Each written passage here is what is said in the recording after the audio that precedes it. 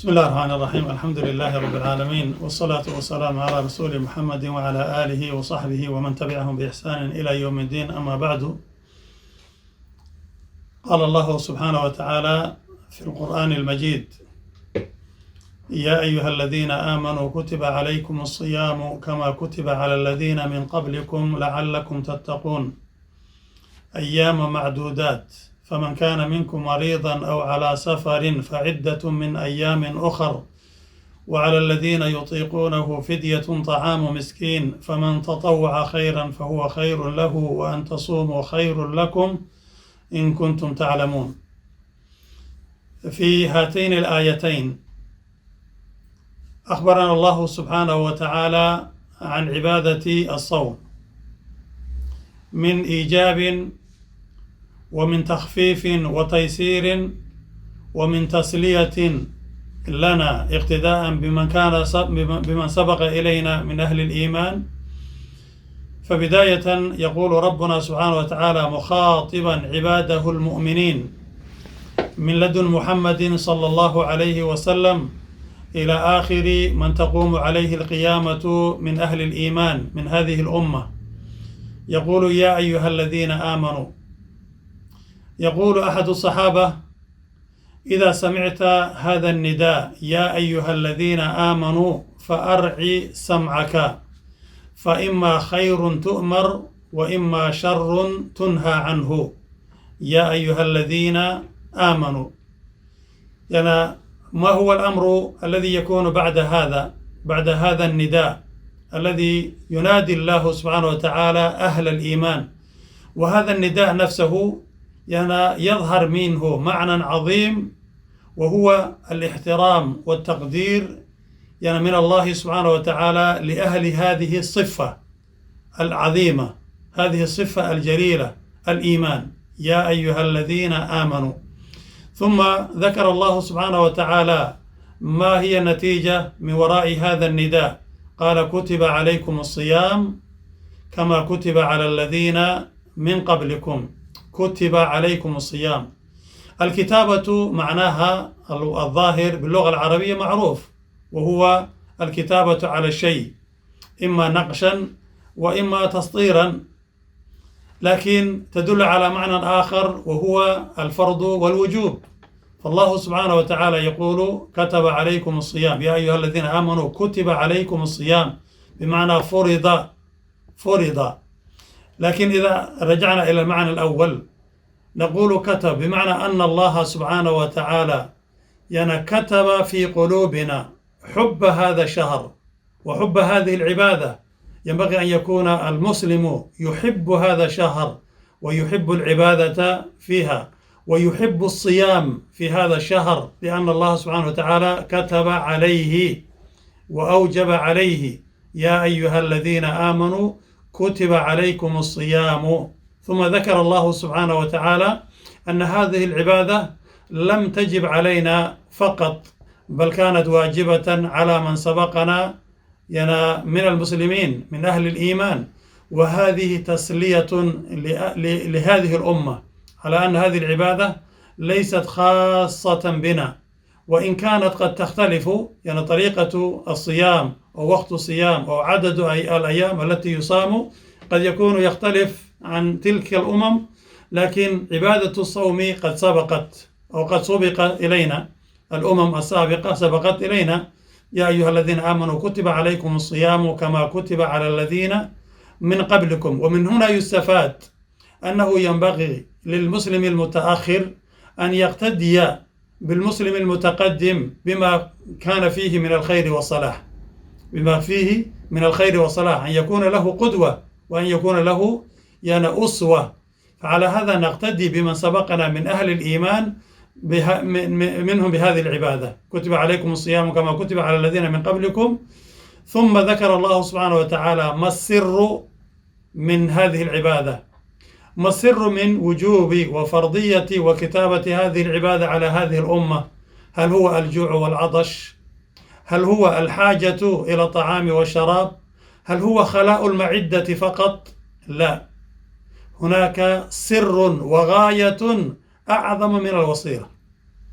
الصوم أو الإمساك عن الأكل والشرب وسائر المفطرات مجرد وسيلة، أما الغاية والهدف أن تنال من هذه الوسيلة بتقوى الله سبحانه وتعالى، بتقوى الله سبحانه وتعالى. وهذا هو المطلوب، هذا هو المطلوب، أن يورثك صيام هذا الشهر تقوى الله سبحانه وتعالى، أن يغير حياتك، أن يغير أحوالك، أن يغير مجرى حياتك اليومي، أن تكون أقرب إلى الله سبحانه وتعالى، أن تكون صائما لله سبحانه وتعالى. فالصوم الحقيقي هو أن يصوم الشخص عما سوى الله سبحانه وتعالى، يصوم سمعه، ويصوم بصره، ويصوم لسانه، وتصوم جميع جوارحه، فيكون مشغولا بطاعة الله سبحانه وتعالى من بداية النهار إلى نهايته. وكذلك في الليل أن يكون دائما يخلو بربه سبحانه وتعالى. ثم بعد ذلك ذكر الله سبحانه وتعالى بعد أن ذكر وجوب الصوم على هذه الأمة، ثم ذكر أن هذه المدة التي تصوم هذه الأمة ليست طويلة ولا كثيرة، وحتى لا تكون هناك عبء ومشقة عظيم. فقال الله سبحانه وتعالى أياما معدودات، مدة هذه العبادة أيام معدودة، ليس سنوات مستمرة ولا شهور تتلو بعضها بعضا، بل هي أيام معدودة محصورة معدة، واحد من 1 إلى 29 أو من 1 إلى 30، أيام معدودة، أيام معدودة. ثم هذا تخفيف لهذه الأمة. وكذلك ذكر الله سبحانه وتعالى بعد ذلك تخفيفا آخر، وهو أن من صعب عليه هذا الصوم لا يلزم عليه أن يصوم، فنجعل 3 أقسام. القسم الأول الكبار السن والعجزة، أو من به مرض مزمن لا يرجى برؤه، فهذا الشخص أو من اتصف بهذه الحالات إما بكبر السن أو بالمرض المزمن الذي لا يرجى برؤه ذكرا كان أو أنثى، فهذا الإنسان يجوز له أن يفطر وأن يفدي عن نفسه، لا يلزم عليه القضاء ولا يلزم عليه الصيام، بل يفطر ويأكل ويشرب ويفدي عن نفسه، بحيث يطعم مسكينا عن كل يوم. إن أطعم 30 مسكينا يوما واحدا كفى، وإن فرق وأطعم كل يوم مسكينا كفى، وإن حدد مسكينا واحدا فأطعمه 30 يوما كفى. إن جعل هذا الفداء أو هذا الإطعام في خلال رمضان كفى، وإن جعله بعد رمضان كذلك كفى، فالأمر فيه سعة، هذا رحمة من الله وفضل منه سبحانه وتعالى. وكذلك من به مرض مزمن حاله مثل حال من ذكرناه سابقا.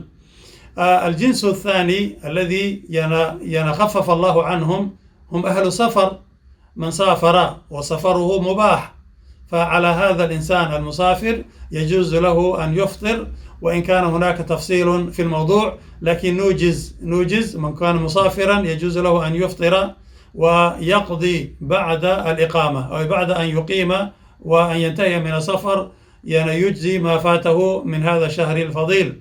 والصنف الثالث من الناس هم المرضى، من به مرض يرجى برؤه، هذا الإنسان يفطر أيام مرضه ويقضي بعد زوال هذا المرض أو بعد الشفاء يقضي هذا المرض.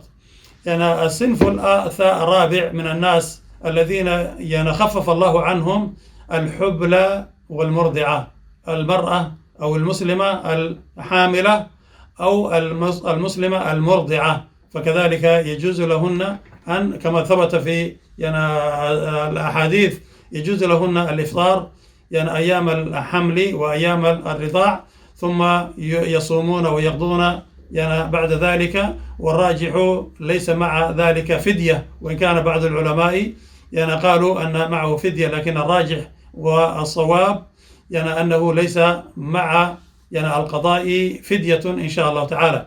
فمن خلال هذه الآيتين القصيرتين نلاحظ أهمية عبادة الصوم في هذا الشهر، وأن الله سبحانه وتعالى خفف عن عباده ولم يعاقب أحدا بذلك، فديننا دين رحمة ودين سعة، وليس دين ضيق ولا دين عسر. نسأل الله سبحانه وتعالى أن يتقبل منا القيام والصيام، وأن يجزينا خير الجزاء، وجزاكم الله خيرا، وصلى الله على سيدنا محمد وعلى آله وصحبه وسلم.